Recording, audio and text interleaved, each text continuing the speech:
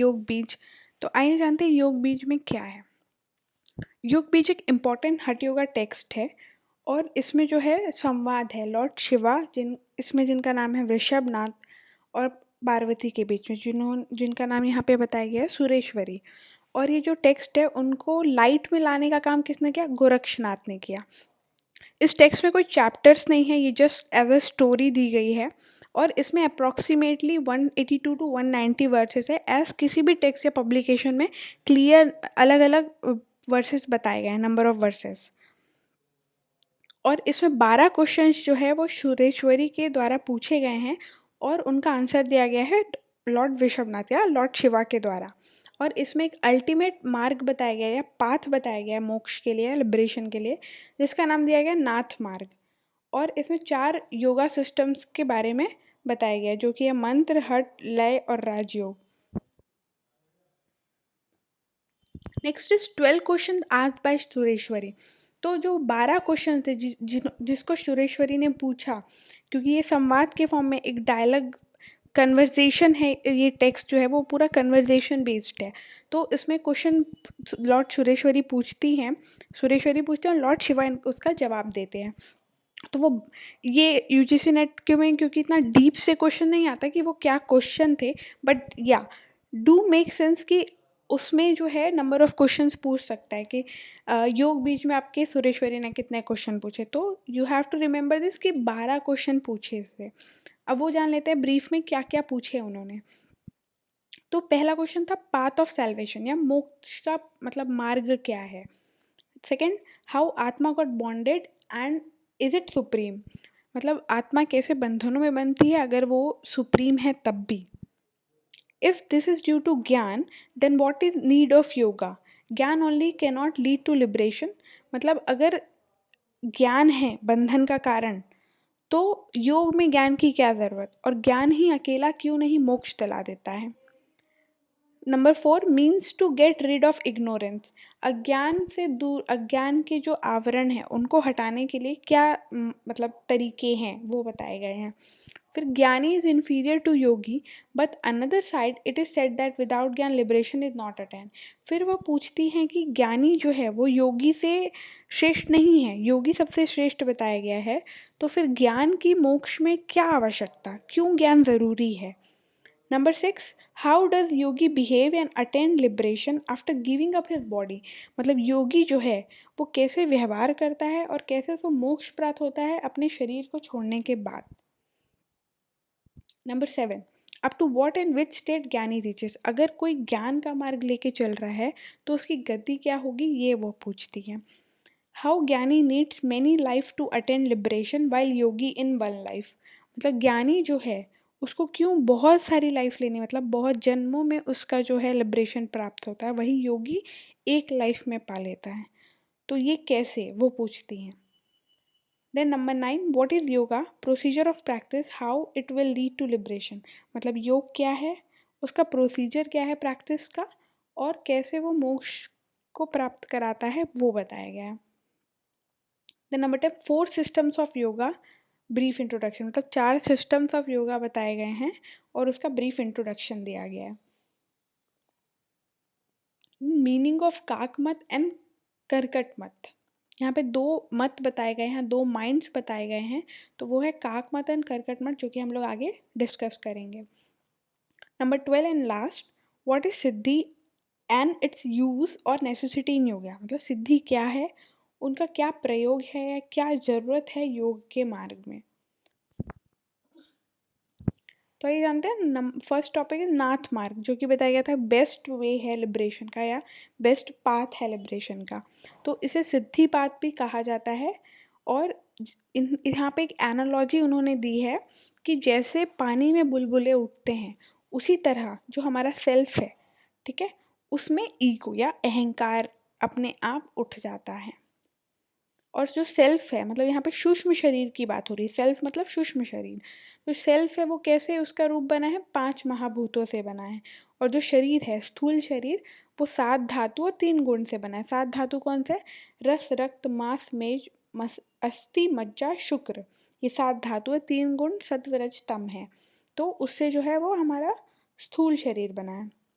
तो complete body मतलब सूक्ष्म और स्थूल शरीर मिल के गुणों के साथ मिल के वो क्या बनाते हैं, सेंसेशन ऑफ जॉय और मतलब सुख और दुख का कारण बनाते हैं। और इसी को हम बोलते हैं जीव। जो हम जीव हैं, जो जीवित इंसान है, जीवित प्राणी हैं, उनको इसीलिए जीव बोलते हैं क्योंकि वो 5 एलिमेंट, 7 धातु और 3 गुणों से बने हैं। और यही बॉडी को क्या कहा जाता है, फुल ऑफ अवेयरनेस कहा जाता है। देन सेल्फ मतलब सूक्ष्म शरीर और जीव मिलके जीवात्मा बनाते हैं। और जो सूक्ष्म शरीर है वो हमेशा जो होता है वो प्योर होता है, सत्व होता है। बट जो ईगो है और बॉडी है या अहंकार और शरीर जो है उसको जीव बनाता है। और उसी की वजह से उसमें इम्परफेक्शंस आते हैं या अज्ञान या इग्नोरेंस डेवलप होती है। और getting rid of all this imperfection one become Shiva. और ये जो इम्परफेक्शन है उससे जो मुक्त हो जाता है वो क्या बन जाता है, वो बन जाता है शिव बन जाता है। ऐसा योग बीज में बताया गया है। Next, in various philosophies like Nyaya, Vaisheshik, Vedant, Sankhya, accepted knowledge as a means to get rid of impurities but cannot lead to salvation without yoga। मतलब जैसे कि फिलोसफीज कौन कौन सी, न्याय, वैशेषिक, वेदांत और सांख्य फिलोसफी हैं। इसमें बताया है कि अज्ञान जो है, ज्ञान जो है वो तो ज़रूरी है ही अज्ञान को दूर करने के लिए, बट जो मुक्ति है वो बिना योग के नहीं मिल सकती, ऐसा इनमें बताया गया है। Also yogi achieve salvation after achieving self knowledge. मतलब ये भी एक फैक्ट है कि योगी जो है उसको मुक्ति तभी मिलती है जब वो आत्म ज्ञान उसको हो जाता है तब। तो इसीलिए ज्ञान का अपना ही एक इम्पोर्टेंस है। Later Sureshwari ask what is knowledge and is it the only way of liberation. What is Agyan and what causes bondage, and is it possible to get rid of impurities by merely knowing self? तो सुरेश्वरी पूछती हैं कि ज्ञान क्या है और वो क्या वो एक इकलौता तरीका है मोक्ष पाने का, या फिर अज्ञान क्या है और क्यों वो बॉन्डेज कॉज करता है या क्यों बंधन में बांधता है, और क्या इन इम्प्यूरिटीज या अज्ञान से हम लोग सिर्फ खुद को जानने के द्वारा मुक्त हो सकते हैं इस अज्ञान से। तो शिवा कहते हैं after attaining knowledge of various shastras is ignorance if he doesn't have passion then that gyan is like half baked pot. मतलब वहाँ पे शिवा कहते हैं कि जो सिर्फ ज्ञान आप शास्त्र से बटोर लो वो क्या है, वो अभी भी आपका अज्ञान ही है। जैसे कि ईशावास्य उपनिषद में कहा गया है कि अगर आप ज्ञानी हैं तो आप ज़्यादा घोर अंधकार में जा रहे हैं। क्यों? क्योंकि आप जानते हुए उस चीज़ का कर्म नहीं कर रहे, वैसे कर्म नहीं कर रहे हैं। तो सेम बात यहाँ पे दूसरे वर्डिंग्स में कही गई है कि वेरियस शास्त्र या वेरियस तरह के ज्ञान लेने से सिर्फ कुछ नहीं होगा अगर आपके पास पैशन नहीं है, मतलब आप प्रैक्टिस ना करो उस चीज़ की। तो वो ज्ञान कैसा होगा, एक पूरे ना पके हुए मटके की तरह, हाफ बेक्ड पॉट की तरह वो ज्ञान होगा। And yogi is like fully baked pot and becomes self-illuminous and devoid of all passion। वहीं दूसरी तरफ क्या बोल रहे हैं कि योगी जो है एक पूरे पके हुए मटके की तरह है। क्योंकि क्या होता है जब मिट्टी का हम लोग बर्तन बनाते हैं, मटका या कुछ भी, तो उसको सुखाने के बाद उसको तपाना बहुत ज़रूरी है। जब तक वो तपेगा नहीं तो वो पानी या कोई भी चीज़ के कांटेक्ट में आने से तुरंत घुल जाएगा। तो वही चीज़ यहाँ पे बोला गया है कि योगी जो है वो फुल्ली बेक्ड पॉट है और वो क्या होता है, आत्मज्ञान उसको बहुत हो जाता है। बिकम सेल्फ इल्यूमिनेस, उसका जो आत्म है वो खुद ही प्रकाशित हो जाता है और वो डिवॉइड ऑफ ऑल पैशन, मतलब उसकी सारी वासनाएं जो हैं वो खत्म हो जाती हैं। देन उन्होंने बताया कि gyani got disturb but not yogi thus he cannot get rid of death. मतलब यहाँ पे ज्ञानी क्यों नहीं मुक्ति पा सकता है, तो योगी जो ज्ञानी है वो मेडिटेशन या वो प्रैक्टिस के समय जो है वो डिस्टर्ब हो सकता है, पर योगी नहीं हो सकता। क्यों? क्योंकि वो तो सारा मतलब उसका जो है वो ऐसा मेंटल स्टेट में पहुंच जाता है जहाँ पे सब चीज़ खत्म हो जाती है, दोबारा रीअकर होने का कोई चांस ही नहीं बनता है। तो ज्ञानी में क्या है, वो डिस्टर्बेंस की वजह से वो डेथ बर्थ रिसाइकल में घूमता रहता है। उसकी मृत्यु होती है, फिर वो जन्म लेता है, फिर मोक्ष के लिए प्रयास करता है, फिर मृत्यु होती है, फिर जन्म लेता है। And his knowledge proves to be deceptive, इसलिए उसका ज्ञान जो है वो अधूरा माना जाता है। But with yoga cause of rebirth ego completely destroy and got free from cycle. मतलब जो योग है उससे क्या हो रहा है कि हमारा जो पुनर्जन्म का कारण है वो ख़त्म हो जा रहा है, हमारा अहंकार ख़त्म हो जा रहा है, और उसकी वजह से जो है वो कारण ही ख़त्म हो जा रहा है, जिससे हमको ये साइकिल में घूमना पड़ रहा है, बार बार जन्म लेना पड़ रहा है, और जो आत्मा है वो जो है मुक्त हो जा रही है योगी के केस में।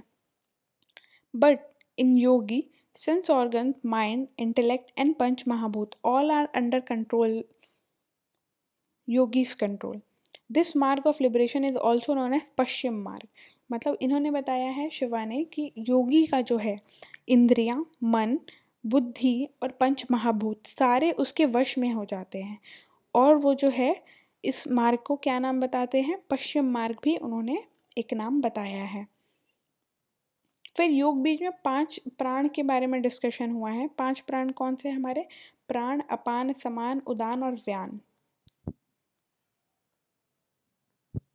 देन एक ये क्वेश्चन जरूर मतलब ध्यान देने लायक है कि एक क्वेश्चन आ सकता है कि योग बीज में योग की परिभाषा क्या बताई गई है।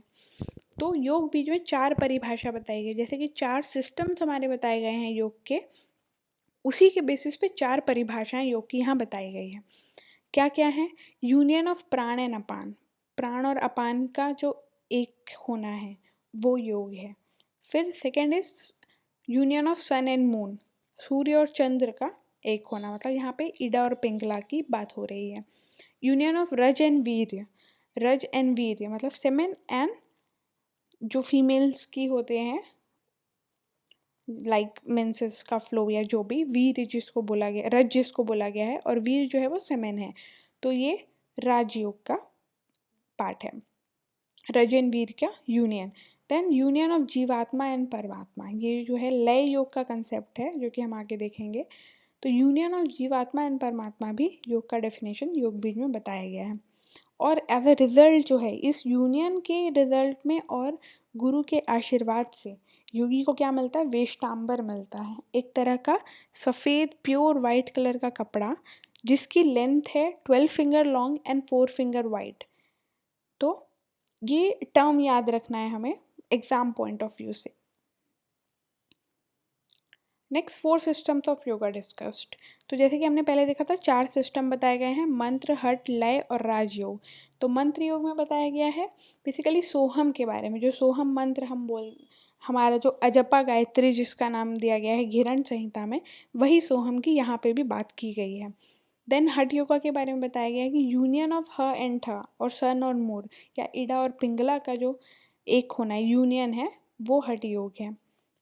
थर्ड इज लय योग, जीवात्मा प्लस परमात्मा, जीवात्मा और परमात्मा का जब तदांतर समाकरण हो जाता है, एक रूप हो जाते हैं वो लय योग बताया गया है। और रज और वीर का एक होना योग के साथ, योग के साथ जब रज और वीर एक हो जाएगा तो वो राजयोग कहलाएगा।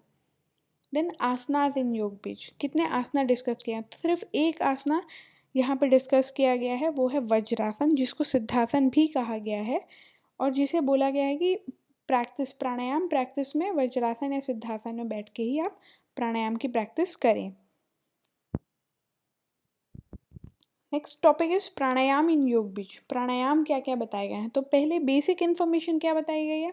प्राणायाम यहाँ क्यों एडवाइस किया गया है? चित्त को प्यूरिफाई करने। Pranayama here is advice for purifying chitta, चित्त को निर्मल करने के लिए यहाँ पे प्राणायाम की आवश्यकता बताई गई है। प्लेस कैसी होनी चाहिए प्राणायाम के लिए? क्वाइट, शांत प्लेस होनी चाहिए। प्रैक्टिस विथ स्मॉल मील, मतलब यहाँ पे भी कहीं ना कहीं इनडायरेक्टली मिताहार का कंसेप्ट बताया गया है।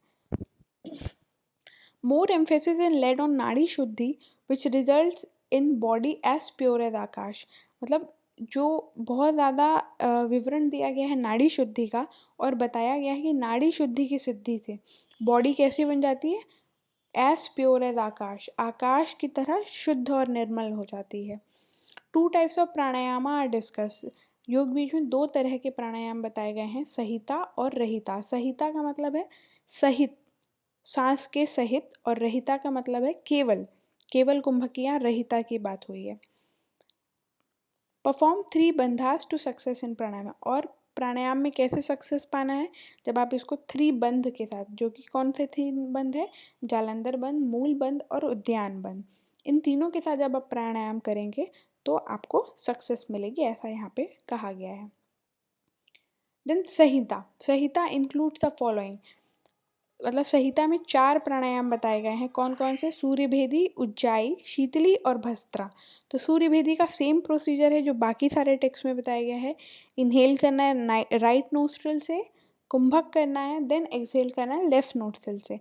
और इसका बेनिफिट्स क्या बताए गए हैं? Abdominal disorders, rheumatic disease, throat disease और वाता डिसऑर्डर जो है सूर्यभेदी से खत्म होता है। Number second is Ujjayi, inhale through both the nostrils, मतलब दोनों नासिका से सांस लेनी है, कुंभक लगाना है और एक्सहेल करना है सिर्फ लेफ्ट नोस्ट्रल से। ये यहाँ पे उज्जाई बताया गया है। बेनिफिट्स क्या हैं इसके? उज्जाई जो है वो कफा डिसऑर्डर खत्म करता है।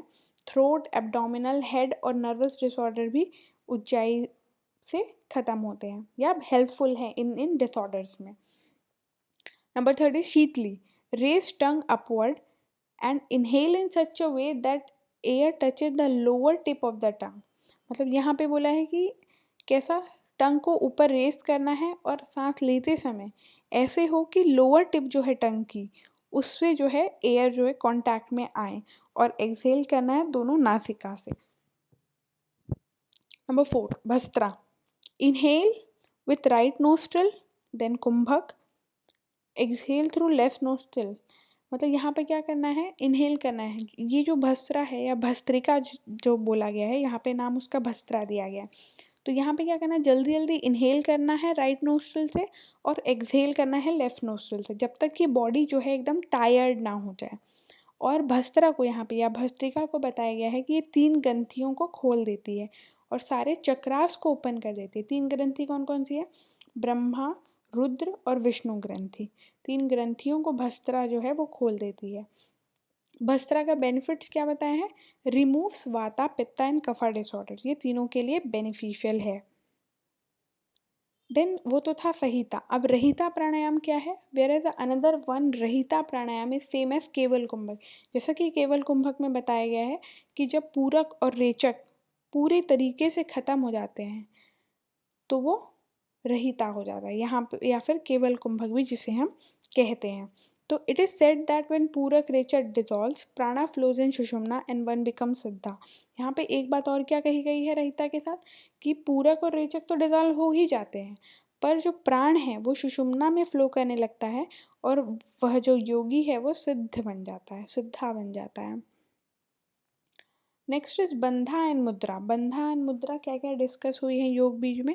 तो योग बीज स्टेट्स अबाउट 3 बंधा, नेमली जालंधर बंध, उद्यान बंध और मूल बंध।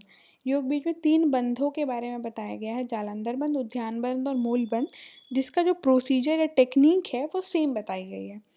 वहीं दूसरी तरफ मुद्रा जो है वो एक ही मुद्रा के बारे में बात करता है, वो है शक्ति चालन मुद्रा।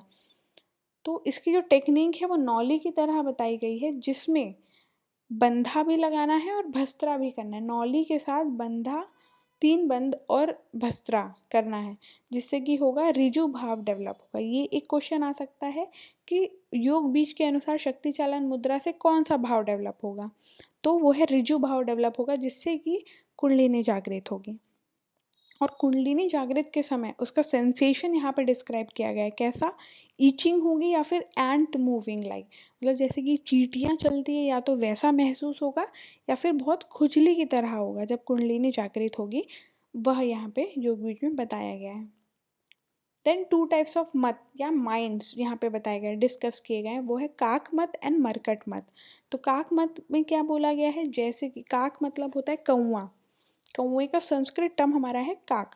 तो जैसे कि जो कौवा है या क्रो है, वो क्या करता है? ब्रांच से ब्रांच, मतलब वो पक्षी है तो पेड़ की ब्रांचेस, टहनियों से टहनी पे चढ़ता है, घूमता है।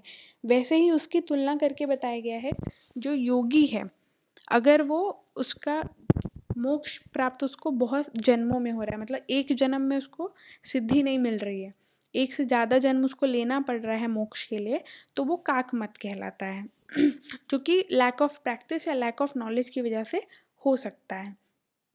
देन दूसरा मत बताया मरकट मत। तो मरकट मत वो है जो who attends liberation in one life, जो योगी एक जन्म में ही अपना जो है मोक्ष प्राप्त कर लेता है, उसको यहाँ मरकट मत कहा गया है। देन 2 टाइप्स ऑफ सिद्धीज डिस्कस हियर। योग बीज में 2 तरह की सिद्धियों के बारे में बात की गई है।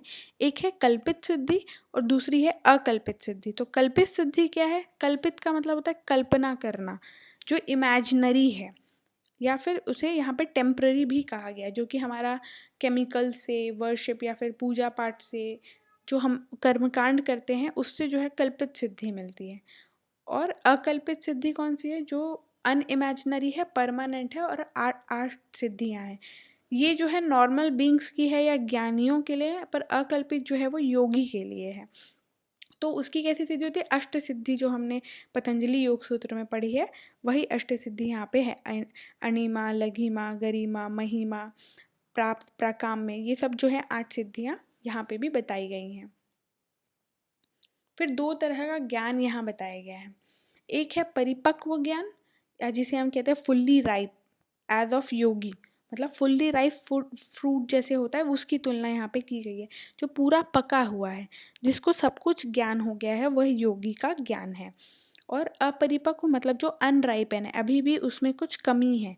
तो जैसे कि सारे दूसरे बीइंग्स है योगी के अलावा, वो कैसे हैं? अपरिपक्व ज्ञानी है। Also, text uses an analogy of fight with sword, where sword or talwar is gyan and fight or parakram is yog sadhana.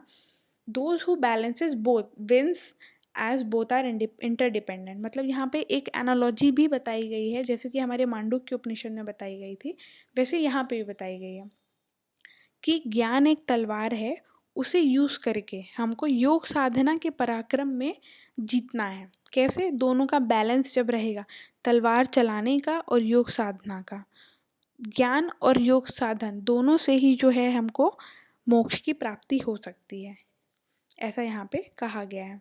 Next 2 types of karmas, जैसे कि पतंजलि योग सूत्र में बताया गया था शुक्ल और कृष्ण कर्म, तो सेम यहाँ पे बताया गया है 2 कर्म। शुक्ल कर्म मतलब गुड कर्म या फिर अच्छे कर्म जो होते हैं, और कृष्ण कर्म मतलब बुरे कर्म जो कि बुरे होते हैं। Then other important topics, other main points जो हैं हमको याद रखने लायक है, जो हमारी यूजीसी नेट एग्जाम में पूछे जा सकते हैं, वो कौन कौन से हैं? एक्शन एज कॉज प्रिंसिपल, यहाँ पे कारण और कर्ता उसका यहाँ पे प्रिंसिपल समझाया गया है। देन क्षेत्र एंड क्षेत्रज्ञ, क्षेत्र और क्षेत्रज्ञ, जैसे क्षेत्र को बॉडी बताया गया है और क्षेत्रज्ञ उसकी आत्मा है, जैसे कि भगवत गीता में बताया गया है। तो क्षेत्र और क्षेत्रज्ञ का कंसेप्ट यहाँ पे भी बताया गया है। देन कैवल्य क्या है? तो कैवल्य self illuminated pure bliss from free from everything. ये ऐसा स्टेट है जहाँ पे आत्मज्ञान हो जाता है, आनंदित वो जो आत्मा है वो होती है, और सब चीज़ से वो इंसान जो है, योगी जो है, वो मुक्त हो जाता है। वो कैवल्य की अवस्था बताई गई है। Also mentions those who are stuck in reading shastras or gyan with engaged in worldly matter and not uses his mind intellect for Kaivalya will result in death and rebirth। मतलब यहाँ पे ये भी कहा गया है, जो कि इस सांसारिक दुनिया में रहते हुए, उसमें ग्रस्त रहते हुए शास्त्र ज्ञान प्राप्त कर रहे हैं और अपनी बुद्धि का प्रयोग ना करते हुए कैवल्य के लिए प्रयास नहीं कर रहे हैं, वो कहाँ जाएंगे? फिर से उनकी मृत्यु होगी, फिर से वो जन्म लेंगे, फिर से ये साइकिल जो है वो चलती रहेगी उनकी, जब तक उन्हें ज्ञान नहीं हो जाएगा, योग का ज्ञान। देन डेवलपमेंट ऑफ बीइंग कैसे होती है? बीइंग या फिर जो मनुष्य पुरुष जो है, उसकी उत्पत्ति कैसे होती है जीवात्मा की, ये बताया गया है। तो सबसे पहले अहंकार, फिर सेल्फ मतलब सूक्ष्म जो शरीर है उसकी 5 महाभूतों से, तो ये पिंड बनता है। ठीक, फिर वो पिंड जो है वो 7 धातु 3 गुणों से मिलता है और उसे जीवात्मा बनाता है। देन योगी dissolves चित्ता by kriya and does not lose his bindu there. Anahat sound is heard when nectar starts flowing and hunger thirst disappear and चित्ता become one with supreme god।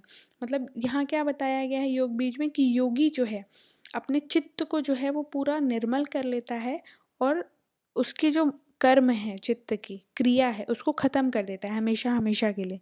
और इसी वजह से क्या होता है, उसका जो बिंदु है वो बर्बाद नहीं होता है और उसे अनाहत साउंड सुनाई देने लगता है, जब वो बिंदु जो है वो फ्लो करता है बॉडी में, और उसकी हंगर, भूख प्यास सब खत्म हो जाती है, और वह चित्त जो है वह परमात्मा से जाके मिल जाता है। So guys, thank you for watching this video. Hope you will like this video. Do like and share and subscribe my channel for more latest videos. Thanks for watching.